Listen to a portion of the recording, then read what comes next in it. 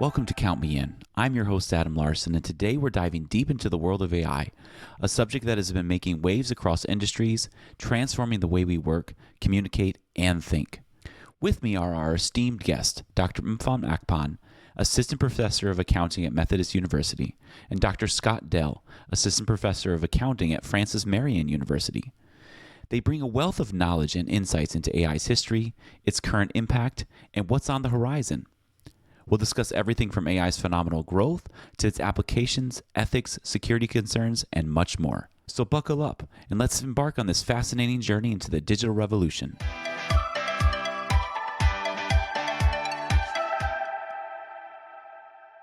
Mfon and Scott, thank you so much for coming on the podcast. We're really excited. We're going to be talking about AI and ChatGPT and all that comes underneath that. And we're really excited to have this because this is a very hot topic and people are talking about it. You see articles about it every day. You see updates. You see leaders writing letters saying, let's stop all AI for 6 months and et cetera, et cetera. Maybe we could just start at a high level. Like, what is AI? What are these chatbots? What are these things doing for us?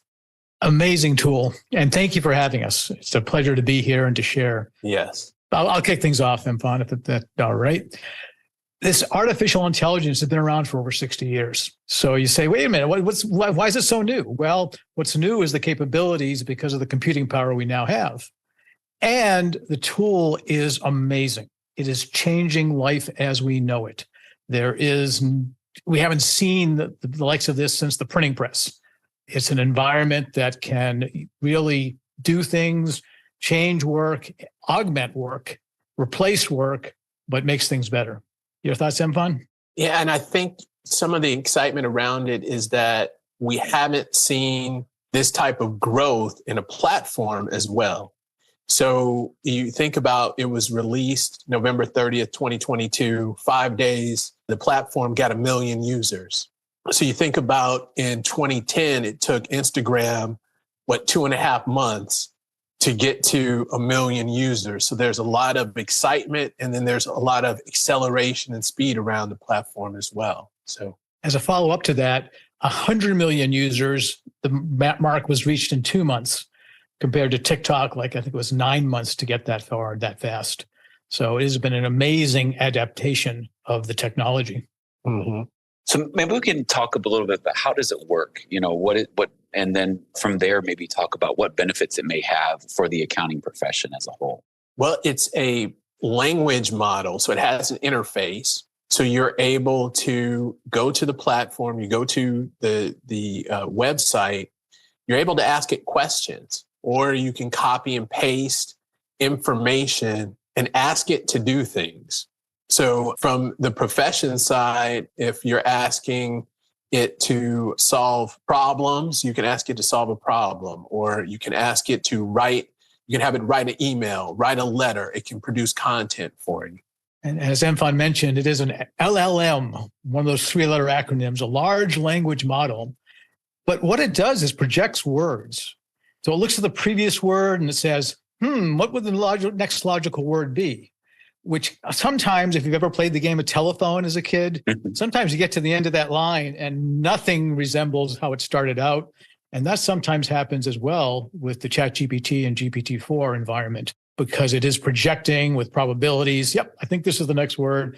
And sometimes it's dead wrong. Mm-hmm. It's called hallucinating is the actual technical term. It does hallucinate, but what's so fascinating when you use it, it is projecting, but I guess it feels like you get the impression that it's thinking, even though it's not thinking. Mm-hmm. So you can ask it questions and it will give you answers. So there's that interaction, but it is projecting and it does sometimes hallucinate or make up answers, give you false information. Mm-hmm. And the fear I really have in the hands of professionals, we can probably take a look and say, oh, this isn't quite right. This is illogical. But for a novice, and for newbies like our students, they will look at this and say, the English is so good. It just flows so logically. It must be right. Mm-hmm. And it's not.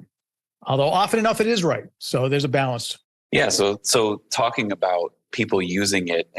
Obviously corporations or people within corporations, within organizations are using it, within the accounting profession are using it. And, people are having to create policies. There's new workarounds coming out there. People are saying, okay, you can use this, but you can use it for that.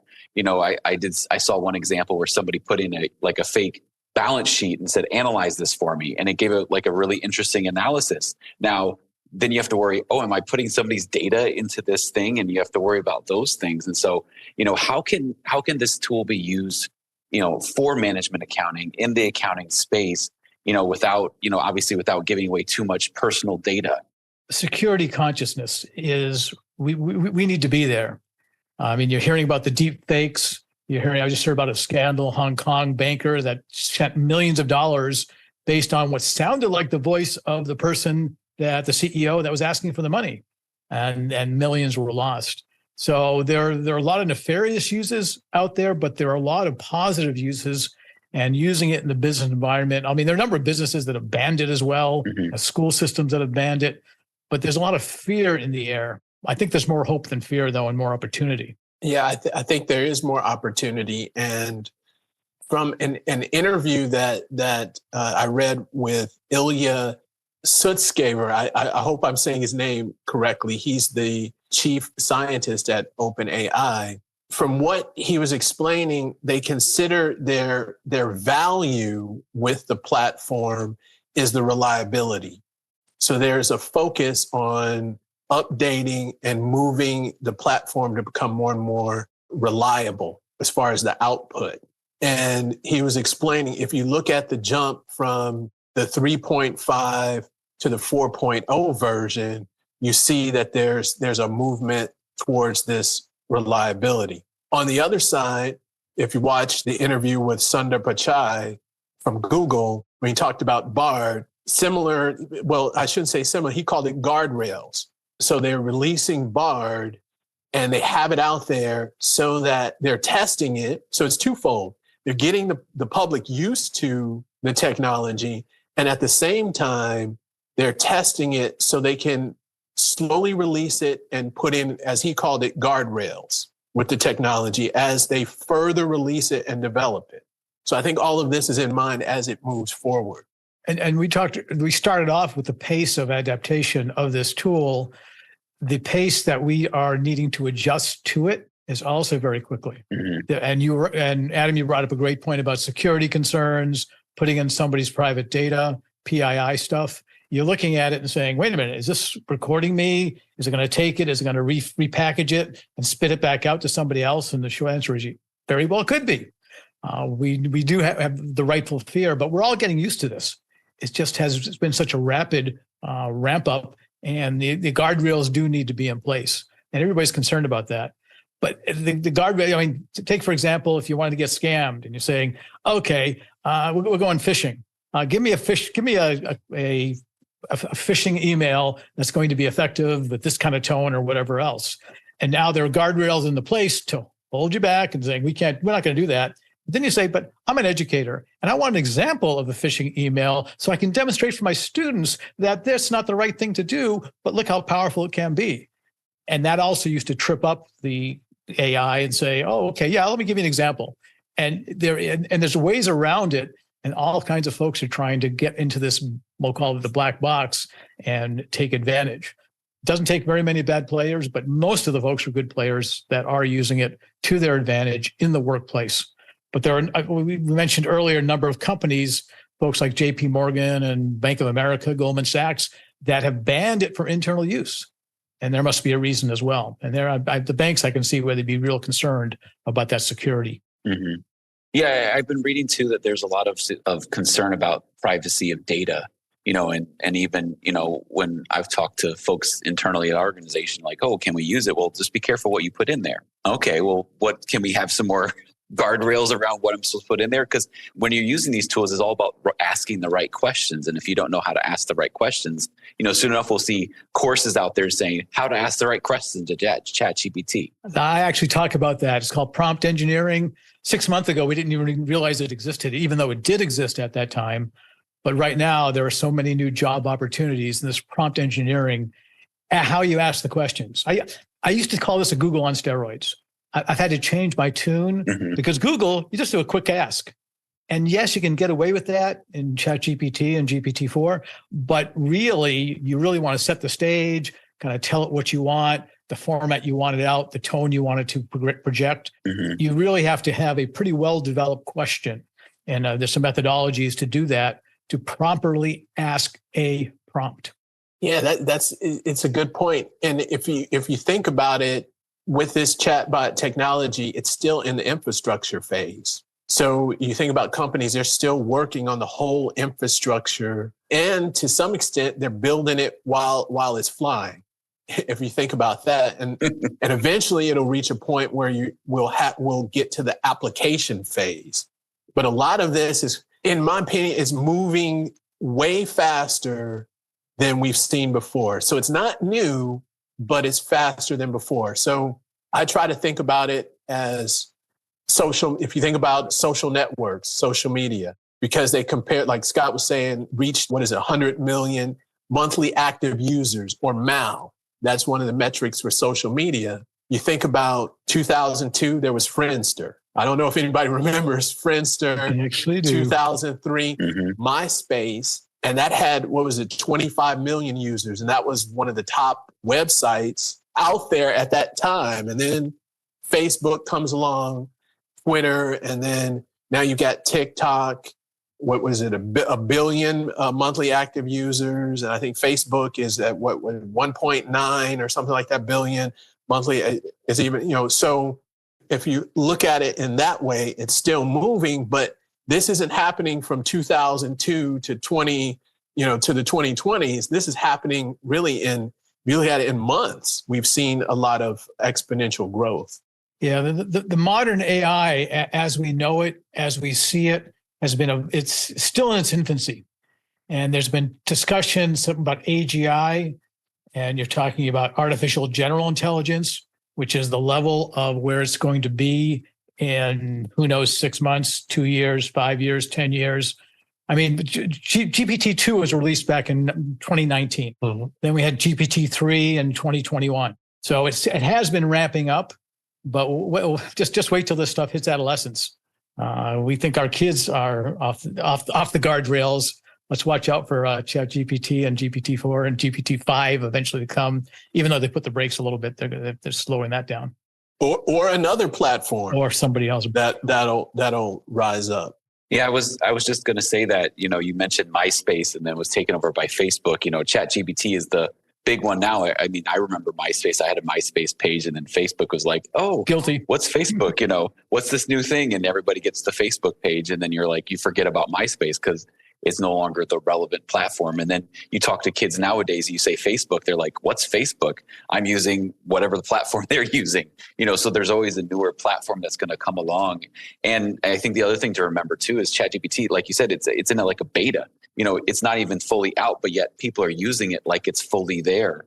And you have to remember those guardrails. And and maybe we can talk a little bit, how can companies use this within their organization in a safe way? Because obviously you don't want to do too major stuff, but you can also utilize it for helping in some ways too.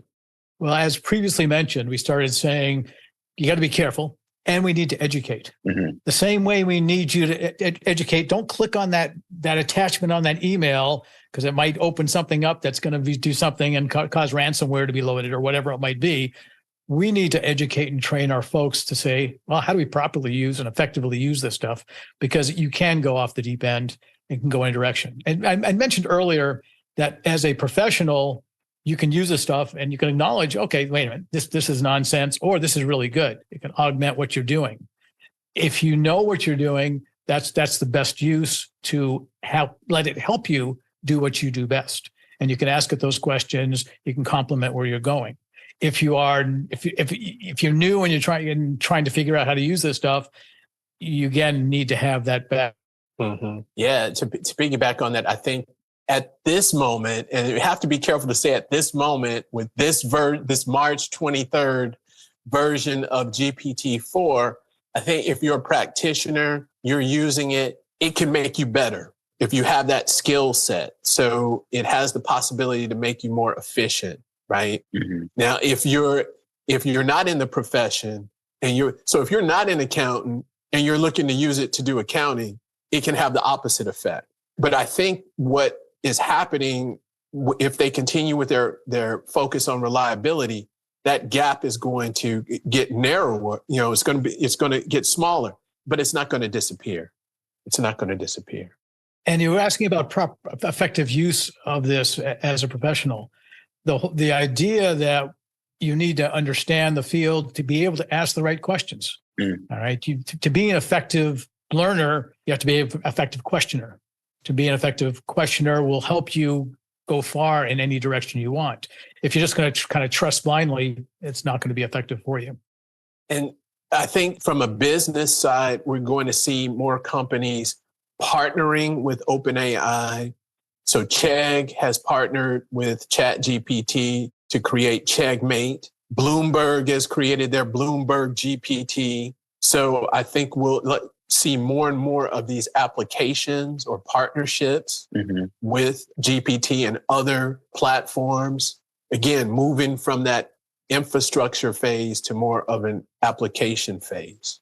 Yeah, there seems to be an infinite wait list for those who are trying to partner with them. If you try to say, I want some sort of partnership or work with it, they say, well, we've got you on the list and we'll get back to you when we can.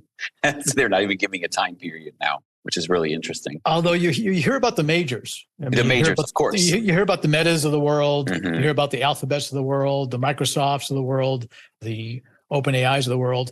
But there are hundreds of other artificial intelligence applications out there, from music generators to video generators to rewriting and tools that there's a lot of VC, a lot of venture capital money that's going towards these. It feels like the .com boom. If you were in 1998 and you had the .com in your name, toys.com or China.com, people threw money at you. Now you've got .ai, people throwing money at you. Some of them are going to stick. And some of them are pretty powerful. I've used a variety of these tools and they're impressive. Yeah. And they can do some amazing things. I mean, just think of the example of that picture of the Pope in that white puffy jacket that went around that everybody thought was real. And then they're like, wait, that was created by AI. And it fooled so many people. News outlets were reporting on it, that it was like this great picture. That's right. Yeah. That's right. So I want to circle back to what you were saying, Scott, about, novices and people just learning. And, to be a great learner, you have to be a great questioner. And so this makes me think about accounting education and people in schools. And I know that ChatGPT had created another tool for like professors to use to like check in against plagiarism and stuff like that. But, how can this be used in an accounting education? Because the kids that are coming up, they're more tech savvy than folks who are older, and they're going to continue to be more and more savvy. But, how can we best use this as we train up the next generation?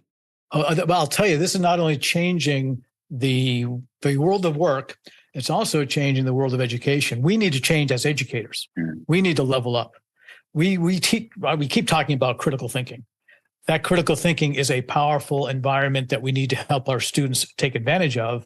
But it's even more important now with the use of these AI tools, because when they ask a question, students will often, I hate to stereotype any student, but they don't have the bandwidth nor the base of knowledge that the experts and the professionals have. So they're going to take a look at some of this technology and trust it a little more blindly than you or I would probably like. So they are exposed to it. They are using it. I've surveyed 3 classes recently. One, over 3/4 were using it. Another, about half, a little over half were using it. And a third, under a quarter were using it, which means they're using it. The key is, are faculty using it? Are the educators using it? And when we do, we realize they're going to have a take-home exam and they're going to play with it, look at it and say, oh, great, I get the answer. But I will share, I've done 2 exams. I call them You're the Auditor exams. And I actually ask a question, multiple choice. I give it the AI answer that ChatGPT generated, and then I give it 3 alternatives. So this is the new multiple choice format. So what was the result? Randomly, when these 2 exams, it was about 52% that ChatGPT was right. So 20 out of 39 right, 19 out of 39 wrong. I told my students, you want to get a 50 on this exam, just circle A for every one of these answers, and you're halfway there. But if you want to get a better grade, you're probably going to want to really do the problem, do the question, and evaluate for yourself. But they have access to the post of ChatGPT. We need to embrace that and use that and apply that to teach them how the rights and the wrongs, the ethical use of this tool.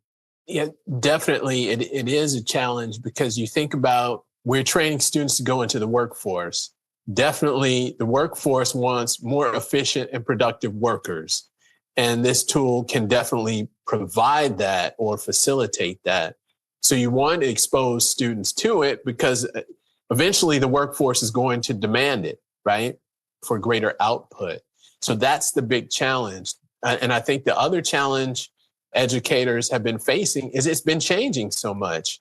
And I think we're getting a little breather right now between the 4.0 and the GPT-5, because you think about it, we had the rollout of the 3.5, then the 3.5 plus, then the 4.0. And there was a big jump between the very first rollout in November 30th, the 3.5, to the 4.0 today. And we have to maneuver and adjust. So I think we can at least set some sort of baseline right now to kind of catch up. I'm in the field of, education, adult education as well.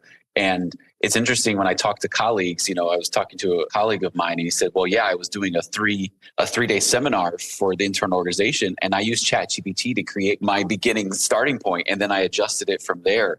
So I think, like you said, Scott, like educators need to really jump on this because it could be like people who are professionals can utilize it to say, hey, I'm going to create an outline, using ChatGPT if I can put all this material in there. But then again, are we losing, if all of us professionals start to do that, are we losing the ability to create these things on our own? Well, two factors. One is in the career space. Mfon brought a great point on employers are expecting you to have this skill. Yes. I saw a survey that over 90% of employers want to see that as a tool you've used, experienced, and have some knowledge of, even more so than blockchain these days. Mm-hmm. But the other side is being able to apply, and as you were just talking about, the tools, you can use it for so many things. You can use it to summarize. Here's my LinkedIn URL. Give me a summary of who I'm going to be talking to. Here's an article. I don't have time to read this 6 pages. Give me a summary of what this is all about. And you can use those things, and it's usually pretty good and pretty accurate in reflecting that. And then you say, give me the 10 top points and bullet points. Then go ahead and I need to write my own blog and my own post. I need to set up, give me a 2-week schedule to implement this program, which is going to include these steps. Or first of all, tell me the steps, then make me a 2-week schedule or a 30-day schedule. I'm on a diet, I'm traveling, give me a tour. How about some restaurants? Back to hallucination though, it gets names wrong. I actually made a list of the 50 CPA associations across the country. All right, the society's CPAs. I said, give me the executive director, their email, their address, their phone, and their abbreviation. It got every executive director or CEO wrong. It got every email address for those CEOs, obviously, wrong. It made them up. It made up names, but it sounds so good. I looked at it and say, oh, this is cool. And then realized, but in South Carolina, Massachusetts, Wisconsin, I know these guys. I've never heard of these people. Who the heck are they? And the same thing for education journal articles, book titles. It makes up book names. Give me a list of the top 25 books in the career space if I'm looking for this kind of role. And it gave me 15 or 20 that were actually pretty good and pretty well recognized. And 3 or 4, I said, I've never heard of these. And the reason was they didn't exist. So you look at that and start saying, okay, it's got good stuff, but it's got a balance. Yeah, but I think as that reliability, and I think the focus on that, it'll change on ending that hallucination. As far as the education portion, there's going to be way more value and emphasis on critical thinking and the problem solving skills, and not using that as, so I think it'll shift even more. The only constant is change, and you're right about that. That is those exams that I told had like a roughly 52%, 46%, 52%, depending on the exam. Well, that was a 3.5. Jumping to 4.0, we're over 80%. Wow. You're right. So it's improving too. I discovered this in December. I said, okay, I've got an exam. Let me play with it, see what it does. The first 5 out of 6 questions it got right. And I said, my students are going to cheat like mad dogs, and I can't give a take-home exam ever again. But the next 6 out of 7 questions, it got wrong. And then I was more worried because, again, I know how trusting students can be when they look at the logical, the good English, the nice flow, and then get a wrong answer. But they would trust it because of the proper English and the flow. So, that's a great example of how you can incorporate it into your classroom. Are there other ways you can integrate that or similar tools into the classroom as you were building this? I'm using it daily in terms of asking a question for the day kind of thing. And that response, I actually grade it. I discuss it with my students and then I grade it. And in 3 different classes in the same day, once I got a B+ for one, I got a D for another, and I got a C+ on a third. Okay, so I'm an academic, I'll grade them, right? Then we show what was wrong, what the shortcomings are, but every time you get a different answer. And it's not always improving. It's not stepping up, say, okay, this first time I ask it, it's this, next time that. Now, it depends on the word choices. We going back to the beginning. This word sounds good after the next word. And that's the flow. I once asked the question, so when did the dragons defeat the Roman Empire?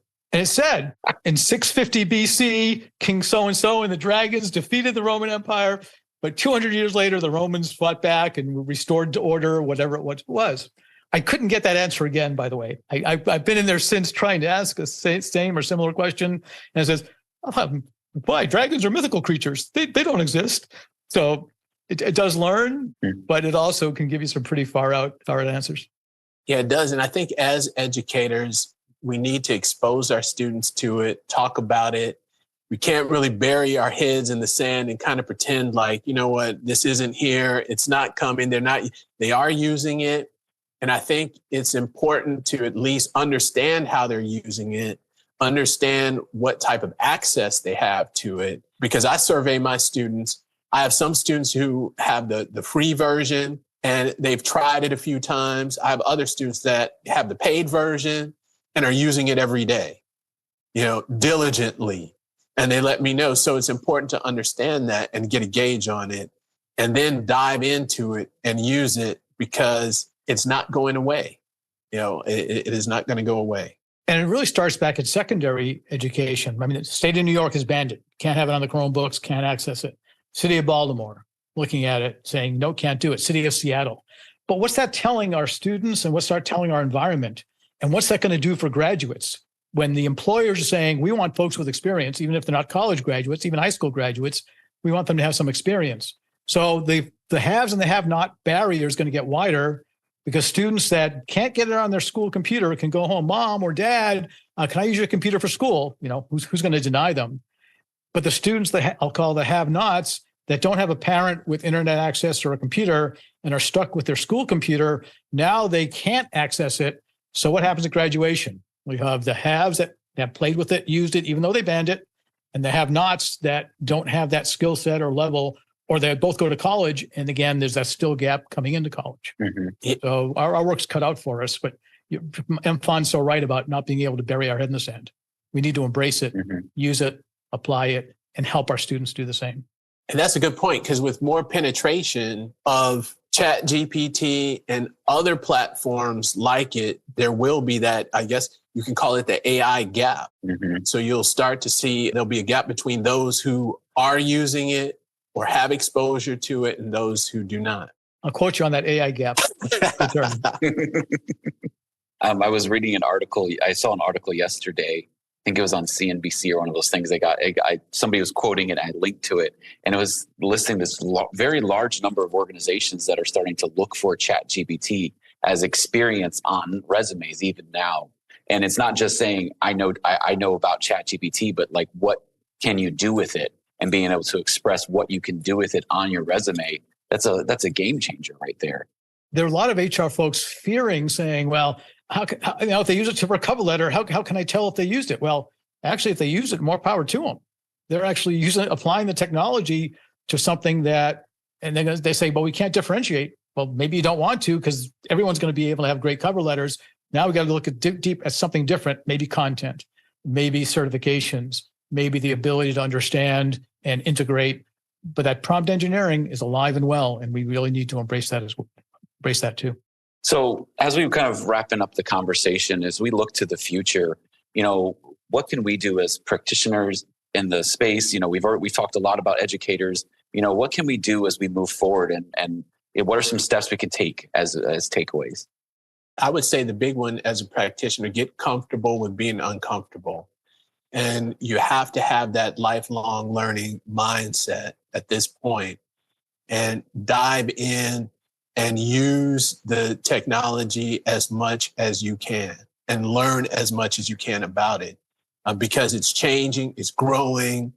You've got ChatGPT, you've got Google's Bard, which is developing. You've got Cactus AI. So you have so many of these various platforms, and they're going to be more and more widely adopted. So understanding how they work and where they're going and how they apply to your practice, I think is very important. And most of us have been using AI, whether we realize it or not. You look at Alexa, you look at Siri, and you look at Netflix. They've been using AI for a while. That means we've been using it for a while. But I wholeheartedly agree that we need to embrace it because, frankly, our clients and customers are going to be using it. Our staffs are going to be using it.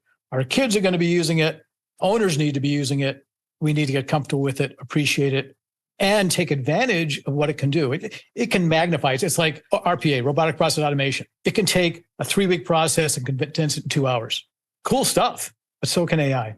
Yeah, and if you think about it, if you have a business and your competitor is doing more with less, they can outpace you, right? Potentially. And I want to clear up the job challenge. There was a study out there that said 85 million jobs will be eliminated.